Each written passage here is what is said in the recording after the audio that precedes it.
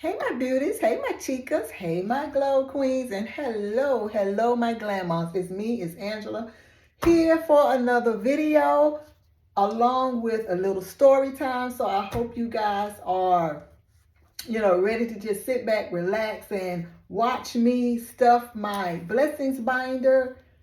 One of my favorite binders besides our retirement binder and maybe one other one. But anyway, today we are focusing on the blessings binder. It was going to be our family bank binder, but because I have a little story time, I figured this would take a little longer. And honey, prayerfully, I don't mess up running my mouth like I did recording yesterday and then put the money in the envelopes and all of that. So y'all just scream. I feel your vibes if I'm messing up, not crossing off the icon and all of that. Okay, so I got my marker, purple for royalty, okay?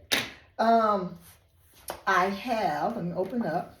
I have I think this is $52 because the challenges I am going to do are the challenges from the Hopeful Budgeter, Little Miss J. I absolutely love that savings challenge. It will save me $520. Now, I've already pretty much started my March budget. I think March, if not the beginning, toward the middle, end of March, I will be completing, hopefully, prayerfully, all of these. Just go ahead and finish them out, and I would have them to reallocate and then, of course, start over again. They are almost done. I would say they are 85% completed, but I am going to go back here to, like I said, Miss Jade. And these are also hers too. This is half of the 14-piece set that she did. I think half of the challenges were Valentine themed, and then the other half, these 7 that I printed out. I printed all of them out, but I put the Valentine in another binder, I believe, or I put with my other saving challenges. And these are the faith-based ones. So of course I put them in my blessings binder, and I will be starting them pretty soon. Yes, Jade does some beautiful, just all types of saving challenges. Check out her check out her Ko-fi page. And a lot of them are freebies. Even the ones that we have to pay for are so worth the money. So if you can just go over there and take a look-see, and I'm sure it's something over there for everybody. And definitely check out her page, The Hopeful Budgeter. And of course, I will put the information in my description. So yes. So let's go back here to this challenge that I will be cash stuffing today. It is called Daughter of the King, A to Z Savings Challenge, The Hopeful Budgeter 2024. With God lack nothing. Psalms 23:1. Amen on that. Yes, that is one of my mantras for this year. There will be no lack. So let's go ahead and get started. And like I said, get your words out in. This should be $52 in $2 bills. All right, which is nothing new. Y'all know I'm that girl, okay? So I am going to be putting $2 for each savings challenge because each icon is $2. And there are 26 letters in the alphabet because it is A to Z. That's why I say I'm just going to go ahead and add my story time because it would probably take that long to get through these challenges, okay? So we're going to start with A. All things are possible through Christ, including financial discipline. Yes, and triple yes. So I won't get too distracted, I'm going to go ahead and put the $2 in here. Make sure they're not stuck together. Let me go ahead and put it in there. And let me mark off an icon across right here. And I hope I am in frame. I hope I'm close enough. I hope I am not too close. So y'all let me know. So story time is, today is February 4th. Today makes 3 years that my grandson Jaydon, who is now 12, he was diagnosed with type 1 diabetes. I have mentioned it on a couple or several of my videos. But I want to give you guys the story time about how he was diagnosed and how it, has affected the family. It's just like another new normal for us. We lost his mom, our daughter, and then 3 years later, he is diagnosed. So let me start from the beginning. Okay, so like I said, Jaydon he wasn't feeling well. Let's see. Yeah, he wasn't feeling well. And, I said, well, let me just keep you out of school. And I think I reached out to the school to see if there was like a virus or something going on, because he was throwing up, he was losing weight. He was like grabbing, like, hindsight, I probably should have been like, boy, why are you so thirsty? But he was grabbing water on the table, just bottles of water where he sits at the table, like there was going to be a famine in the land. But, like I said, didn't think much of it. I'm like, okay, he's thirsty because he's losing all his fluids and everything, with the throwing up or whatever. So I kept him out of school like that. I think it started like that Tuesday, and I kept him out of school that Tuesday, and that Wednesday, like I said, I called the school, and they was like, no, not really, anything like that. No kind of bugs that we've detected with the kids having to be out, blah, blah, blah. So I was like, okay, well, let me just, keep a watch on him anyway and see what's going on. If I really need to take him to the doctor or whatnot. Now, mind you, this is right in the middle of COVID. So a lot of doctor's offices, you couldn't go in. You basically talk with the doctor via Zoom. You would tell them what was going on, and, they would kind of like diagnose through the phone camera pretty much. So, like I said, that was Tuesday and Wednesday. And so I took him to the doctor that Thursday. And like I said, you had to, sign in, because we pretty much did a walk-in. It is his doctor's office where his pediatrician is. But, like I said, because it was COVID and we did a walk-in, I didn't make an appointment. So we saw another doctor, right? So when I told her, put the money in, y'all, was telling the doctor what was going on, and then she asked me to put the camera on him, and I did. But what I told hubby, hindsight, was with all the weight he had lost, if I would have asked him to maybe hold up his shirt or pull his pants down or something, she would have seen how malnourished, I guess I want to say, for lack of a better term, malnourished or malnourished that he looked. And, she just went by the symptoms that I gave her. So she called in a prescription for the vomiting. So we stopped and got that when we left the doctor's office, and got home. I gave it to him, but he still was throwing up. I mean, I know the bottle said wait the allotted time, and of course, if he continues to do it, definitely take him back to the doctor or the emergency or whatever. And I noticed when we were leaving out to bring him to the doctor's office that morning, he said, Granny Ann, because I was just sitting there in the driveway waiting for the car to warm up a little bit. And he said, Granny Ann, what are we waiting for? And I just kind of chuckled, and I was like, you really don't feel good. And I said, well, I wanted the car to warm up a little, but, I'll take off. So, which we did.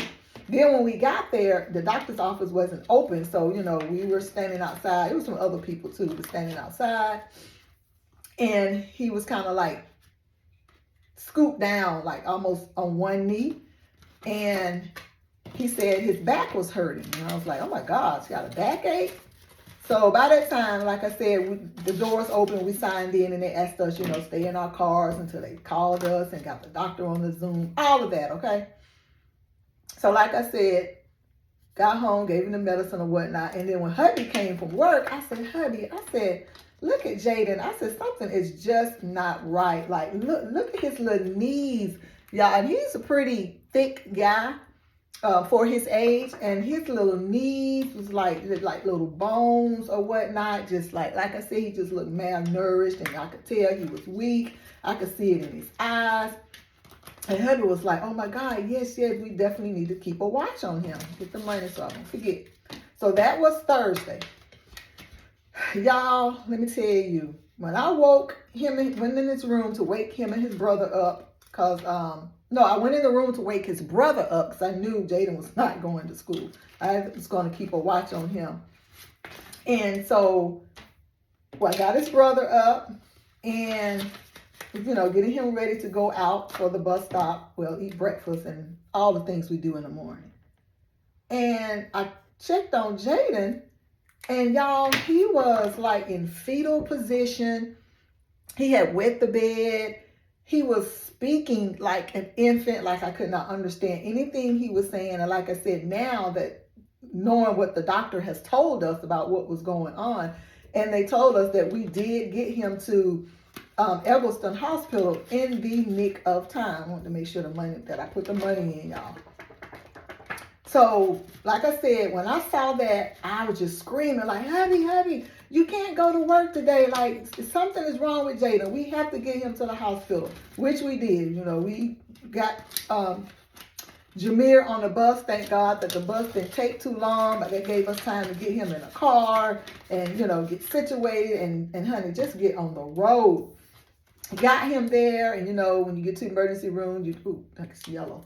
You do the paperwork and everything, and they ask you what's going on with him, and you tell them, and at this time, he's laying on hubby, just not feeling good at all. And by the time we got over to the triage nurse, and I don't know what she saw or heard, I think they said his breathing was labored. That's what it was. His breathing was like very shallow. And honey, when she called those doctors, I don't know what the code she used or whatever, but I mean, doctors came running from every corner. We, to this day, absolutely love Eggleston. We give them all the props because they did the darn thing by us, especially by Jaydon. Like, they let us stand there and see everything they were doing to him. He did have a little bleeding on his brain, but it did, not bleeding, I'm sorry. He had some swelling on his brain, but thank God it went down by the first night he was at the hospital. Because he was there about 3 or 4 days, I believe. He didn't go into a coma, but he was there, y'all. He was like that close. That close. I think it's called ketoacidosis, if I'm not mistaken.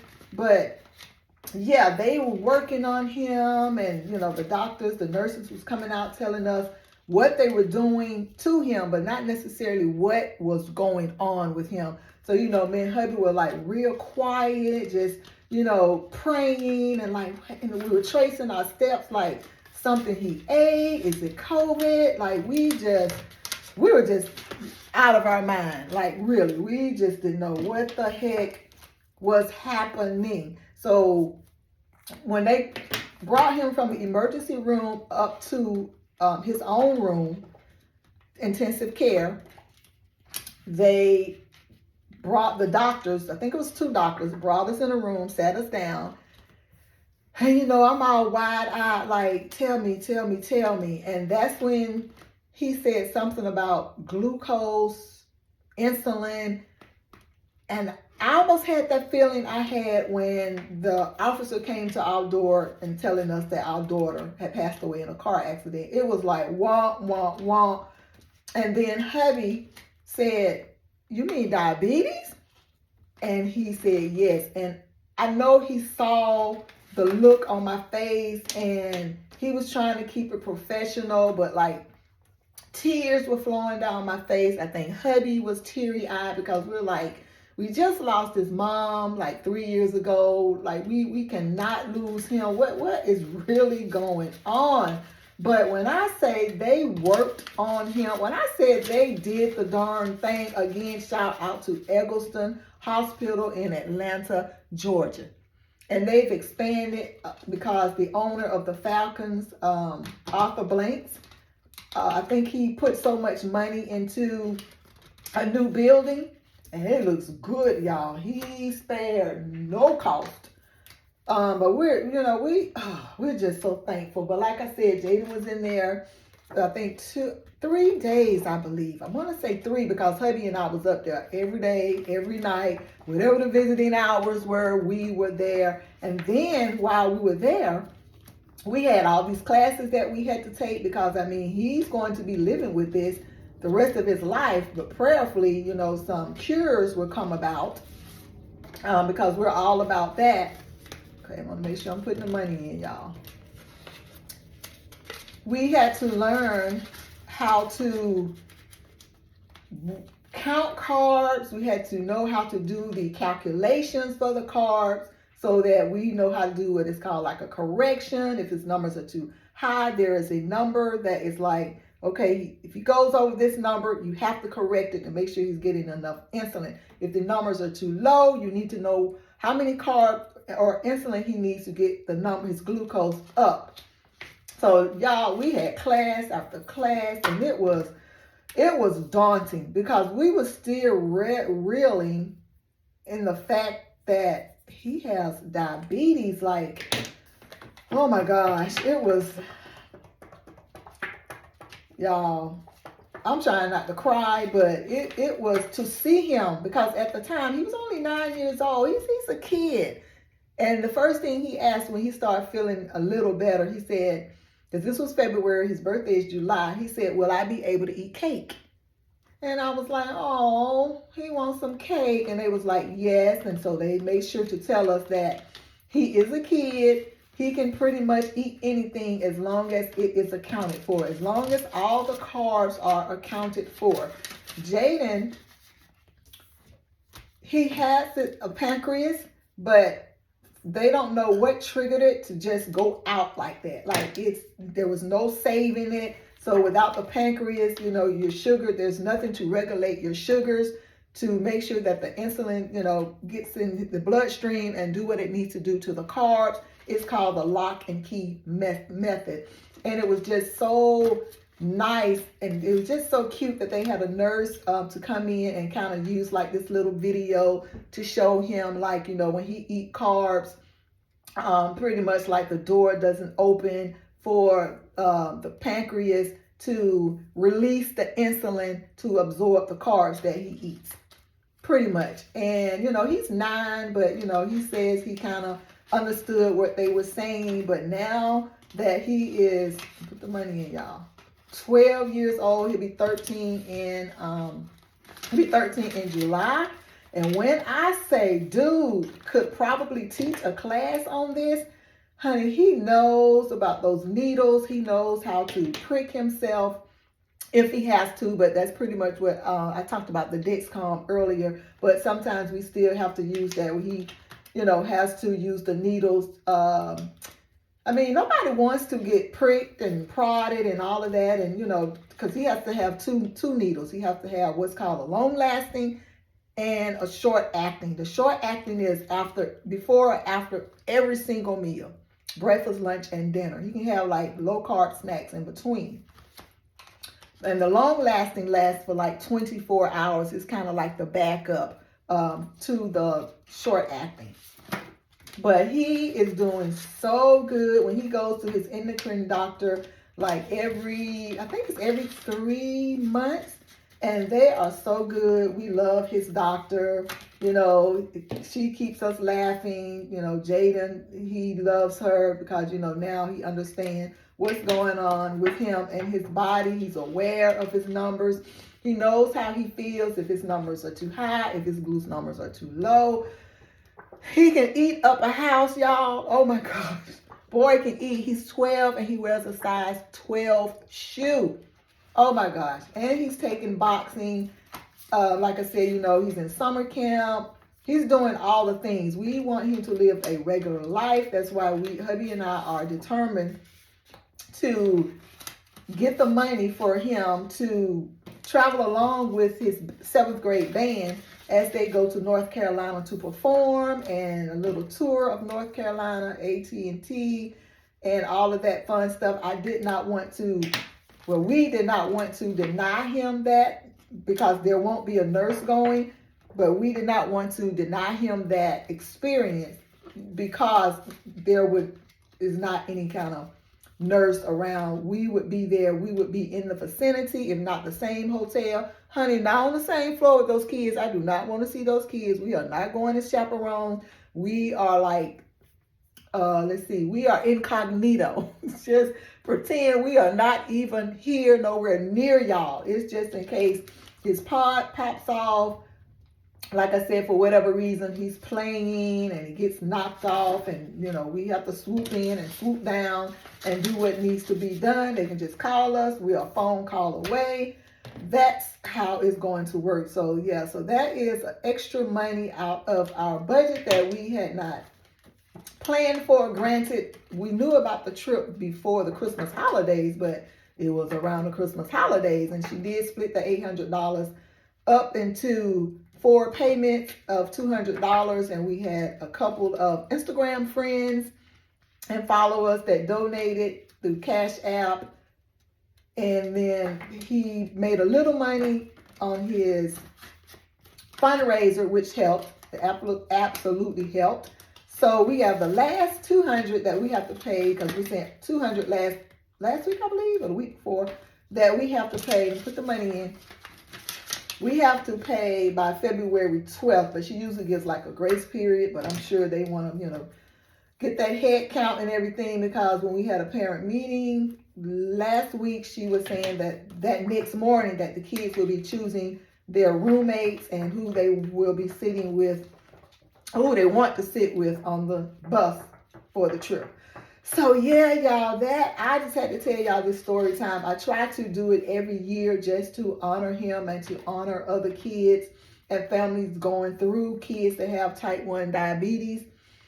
It is nothing to play with. Like I said, it is another new normal for us. We take it, we're learning to take it in stride, because, with all that happened, it could have been worse. Of course it could have been worse, because he could have died. I'm just glad that I acted fast, and then when I told hubby, he had acted fast, and we got him to the hospital.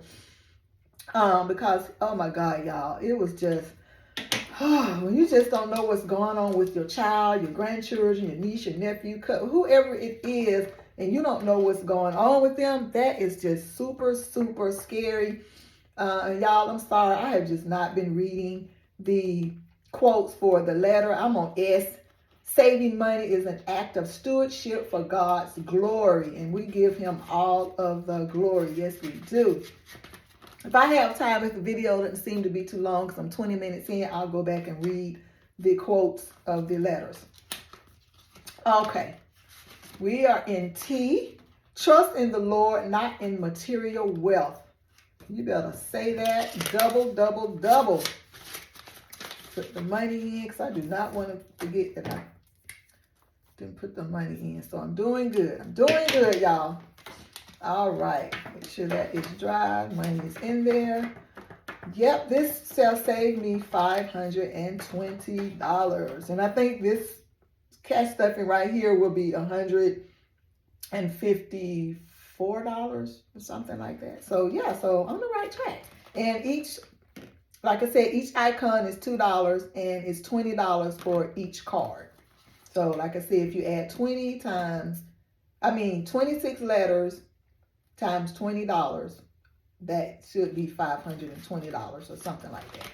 All right, let's go to you. Use my finances to honor God and serve others. So Jaydon is doing, like I said, he is doing very well. He knows how to give himself the needles if he needs to use the needles for whatever reason. If the pod needs to be changed, we will change it. But for whatever reason, if he needs to get back on the needle, he knows how to do that. He knows how to count the cards. Like, dude is good. He helps us out a whole lot. He helps us help him. And we tell him all the time that we are so grateful for him, and we are so thankful and just so proud of him, because it cannot be hard. It can't be hard on a 9-year-old. He's 12 now. Like I said, he's learning. He's growing with it. And he also goes to a camp called Camp Kudzu every year. And I registered him over the weekend, and I've been getting emails about like the fee that we have to pay, which is not much, because they don't deny any kids from going to that camp. They are there with kids such as themselves with type 1 diabetes. And we absolutely love that camp. This is his, I think, 3rd year that he gets to go. Is that correct? I think that's right. That he gets to go. So we are, it's not dark enough. We are so happy when the doctors told us about that camp. And actually, I think his doctor volunteers, maybe not the date that he goes, but she does volunteer for the camps. Yep, money is in there. So he is doing so well. We are so thankful, so grateful. We have, had some mishaps where, he's a kid and, he doesn't do like he should all the time. Like we were like, you should tell us. His numbers will show up on our phone for the most part, but I mean, sometimes technology, it can have a glitch and we can't hear our phones go off. We can't see the numbers. So we tell him to knock on our door and let us know if he's not feeling right, if something's not right, something's not working. And honey, when I told him that second time, he was knocking on our door like the fire department. And we was like, good, that's how you're supposed to do it. Wake us up. It could be something, it could be nothing, but wake us up. So he is getting a little better about that. Like I said, it is rare though. It is rare. So, I'm sorry, y'all. Wise saving prepare me to bless others. That's true. When we have more, we can give more. We can help those. A lot of times we cannot help out of our lack because we are busy trying to hold down our own fort. So it is hard. Make sure I put the money in here. All right. We are on letter X. Excel in generosity by managing my resources well. Yes, we have to be a good servant over our finances. God sees all. When we do right by the little, he blesses us with more, honey. Yes, he does. And I will tell you guys about that blessing that I received yesterday in another video. So as I was saying, we are uber proud of Jaydon. Hubby and I are proud of ourselves for like being able to retain a lot of this stuff that we have to know, what is going on with him. But thank God they have 24-hour hotline. They are always there. No question is a dumb question because, it's a learning curve. Like every day is something different. There is a nurse at his school and we are like buddies because she calls about everything. She has the management plan. I didn't do these for the last 2 times. Management plan that the doctor has to write up every year before school even starts. She has to have it in her notes or his notes or wherever she keeps the folder for him just to know what to do if, his sugar is high, his sugar is low, or she'll tell me what snacks he needs because he's always hungry, honey. He be swearing it's not enough in his lunchbox. And the lunchbox is heavy. He must think he a construction worker. All right, we're on the last one, y'all. Yay. I made it through story time. Why is yield to God's guidance in all financial decisions. Now, it was rough, like I said. Oh, I didn't cross this out. When we, of course, found out what was going on with Jaydon, but at least we knew something. But let me tell y'all, when we came home, like I said, besides all the classes on how to learn how to administer the needles and count cards and all of that, for the first month, y'all, they gave us a log, right? And we had to write down all his numbers, because we kept him out of school from when he came home from the hospital. I think he stayed home another 2 weeks just to make sure we had all this stuff down packed that we needed to do. Then, of course, like I said, he was in elementary school then. So we had to make sure the nurse there had everything she needed and all of that. But we had to log all of this. And then we had to get up at 2 o'clock every morning, guys, for a whole month and record his readings. And if it wasn't a certain number, we had to call in and let them know, and they would walk us through what we needed to do. Oh my gosh, when I say God's grace and his mercy shine down on hubby and I, because hubby had to go to work, the next morning. Of course, I'm getting up, getting myself together to get the other kids off to school, and it was a lot. We were tired. At times, frustration was setting in. But hubby and I, we tag team this thing, y'all. We tag teamed it. If he got up at 2, I got up at 2. Because first we were saying, you get up today, I get up tomorrow, blah, blah, blah. No. When we heard that 2 o'clock alarm go off, we both hit the floor, y'all. We both hit the floor. We went in there with the well, we call it the pricker. I can't remember the medical name for it, but we had to draw his blood and get the numbers, and he had gotten so used to it that honey, when he hear us coming, he would just throw his arm off the bed, like, just choose a finger. Just choose a finger and let me go back to sleep. And honey, look, we wanted to go back to sleep too. So if you want to do us no favors as far as that, we need no reminders. So that is it. That's my story time, y'all. So just keep my family and keep Jaydon, keep all the siblings in your prayers, but specifically Jaydon, because like I said, he has to maneuver through life. We are, I seem like I'm always on call. Like I get up like every morning, get dressed, do my beauty routine, do my hair, moisturize my skin, just dress like I am like working outside the home, because we never know when like the school is going to call, the nurse is going to call, or like a couple of weeks ago, I saw him up early, and usually when he gets up early, something is going on. And a lot of times he don't want to tell us because I don't know why, but he wasn't feeling good. He wasn't throwing up yet, thank God, because we did have that episode where he was just like throwing up, and we had to call in and they had to walk us through how much insulin to give him and all of that. But anyway, he wasn't feeling good, and I come to find out, I think his pod was kind of like misplaced where he had put it on his body, and the needle wasn't going in, and so he hadn't got insulin in like several hours, because after any time after 3 to 4 hours he hadn't had insulin, it's not going to be good. So I had to call hubby. Like I said, we tag team, because I'm pretty good with the needles and the card ratio and stuff. Hubby is like a champion with the pod and the Dexcom and stuff like that. So I called him to make sure that I was doing everything right, which I was, but I kept him home from school. And yeah, so every now and then there are still some mishaps, because like I said, the body, it is made of God, and I'm just so thankful that we have the utensils that we need to keep him alive pretty much. So we're just so thankful, and we are honored, and we are thankful.